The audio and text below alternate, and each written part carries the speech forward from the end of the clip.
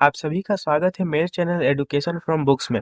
आज हम लोग देखेंगे बिहार बोर्ड क्लास 9 मैथ का एक्सरसाइज 1.1। तो सबसे पहला प्रश्न है, क्या शून्य एक परिमेय संख्या है? क्या इसे आप p बाय q के रूप में लिख सकते हैं, जहां p और q पूर्णांक है और q बराबर 0 नहीं है? तो सबसे पहले इसमें पूछा है कि क्या शून्य एक परिमेय संख्या है? तो हाँ, बिल्कुल है, क्योंकि परिमेय संख्या का परिभाषा ये होता है कि उसे हम लोग p बाय q के रूप में लिख सके, जहाँ p और q जो है वो पूर्णांक हो यानी इंटीजर्स हो, और q जो है वो 0 ना हो। तो जैसे कि 0 जो है, 0 को हम लोग जो है लिख सकते हैं 0/1। जब भाग में कुछ नहीं होता है तब हम लोग भाग में 1 दे सकते हैं। तो इस तरह से हमने जो है इसे p बाय q के रूप में लिख दिया है, जहाँ p और q जो है ये दोनों ही एक इंटीजर्स है और q जो है वो 0 नहीं है। तो इसलिए शून्य एक परिमेय संख्या है। तो अब अगला प्रश्न लेते हैं, 3 और 4 के बीच में 6 परिमेय संख्या ज्ञात कीजिए। तो 3 और 4 के बीच में 6 गो परिमेय संख्या ज्ञात करना है।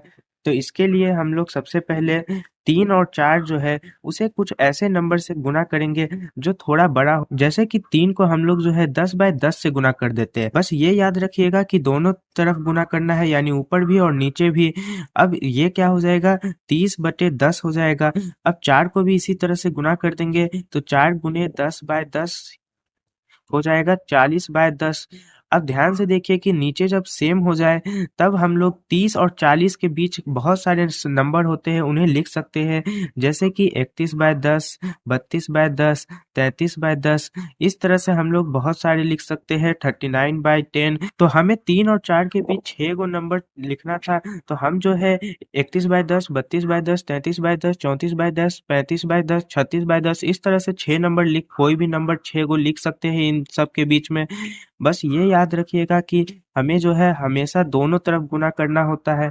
तो चलिए अब तीसरे प्रश्न को देखते हैं। तो तीसरा प्रश्न है कि 3/5 और 4/5 के बीच 5 परिमेय संख्या ज्ञात कीजिए। तो इस बार इन दोनों के बीच 5 परिमेय संख्या ज्ञात करना है। तो चलिए इसे भी बनाते हैं।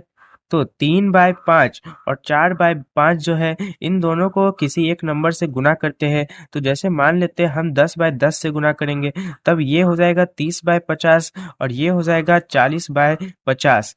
अब इनके बीच ध्यान से देखिए, 30 है और 40 है, तो इनके बीच कुल 9 संख्याएं होंगी और हमें सिर्फ 5 पूछा है। तो कोई भी 5 जो है हम लोग लिख सकते हैं, जैसे कि 31/50, 32/50, 33/50। इस तरह से कोई भी आप 5 नंबर लिख दीजिएगा। 9/50, 38/50।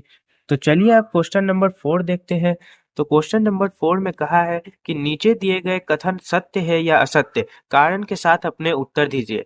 तो इसमें सत्य और असत्य बताना है। तो पहला है, प्रत्येक प्राकृत संख्या एक पूर्ण संख्या होती है। यानी कि जितने भी प्राकृत संख्या यानी नेचुरल नंबर्स होते हैं, क्या वो एक पूर्ण संख्या होते हैं? तो इसके लिए आप जो है ये याद रखिएगा कि जितने भी नेचुरल नंबर्स होते हैं वो 1 से शुरू होते हैं, 1 2 3, और इस तरह आगे बढ़ते जाते हैं अनंत तक। और जितने भी होल नंबर यानी पूर्ण संख्या होती है वो 0 से शुरू होते हैं और 1 2 3 इस तरह से आगे बढ़ते जाते हैं। अब क्वेश्चन में पूछा है कि क्या सभी प्राकृत संख्या यानी सभी नेचुरल नंबर जो है वो पूर्ण संख्या होते हैं? तो हाँ, सत्य है, क्योंकि जैसे 1 है तो 1 होल नंबर यानी पूर्ण संख्या में भी आता है। तो जितने भी ये नंबर्स है वो इसमें भी आ गए, तो इसलिए ये सत्य हुआ। फिर दूसरा है, प्रत्येक पूर्णांक एक पूर्ण संख्या होती है। यानी सभी पूर्णांक यानी इंटीजर्स जो है, क्या वो एक पूर्ण संख्या होते हैं? तो अब इंटीजर्स क्या होता है, तो इंटीजर्स में सारे निगेटिव नंबर्स को भी हम लोग शामिल कर लेते हैं, जैसे कि -3, -2, -1, और फिर 0 और 1 2 इस तरह से आगे बढ़ते जाएगा। तो ध्यान से देखिए कि इसमें 0 के बाद 1 2 3 यानी सारे सिर्फ पॉजिटिव नंबर्स है, और जबकि इंटीजर्स यानी पूर्णांक में निगेटिव नंबर्स भी शामिल हो जाते हैं। तो इसमें बोला है कि प्रत्येक पूर्णांक एक पूर्ण संख्या होती है। तो जैसे ये एक पूर्णांक है, तो क्या ये पूर्ण संख्या यानी होल नंबर्स में है? नहीं है, तो इसलिए ये असत्य हुआ। अब तीसरा प्रश्न देखते हैं, प्रत्येक परिमेय संख्या एक पूर्ण संख्या होती है। अब परिमेय संख्या जो है वो क्या होता है, तो कोई भी ऐसा नंबर जिसको हम लोग p बाय क्यू के रूप में लिख सके, जहाँ पे q जो है वो 0 ना हो और p और q जो है वो पूर्णांक हो। तो इसमें बोला है कि प्रत्येक परिमेय संख्या एक पूर्ण संख्या होती है। तो जैसे अगर हम लोग लिख दे 5/9, तो क्या ये पूर्ण संख्या यानी होल नंबर में कहीं पर भी आ रहा है? नहीं आ रहा है, तो इसलिए ये भी असत्य हो गया। तो इसी के साथ प्रश्नावली 1.1 पूरा हुआ, तो मुझे उम्मीद है कि आपको ये क्लास बहुत ही अच्छे से समझ में आया होगा। तो चलिए अब मिलते हैं अगले क्लास में। जय हिंद।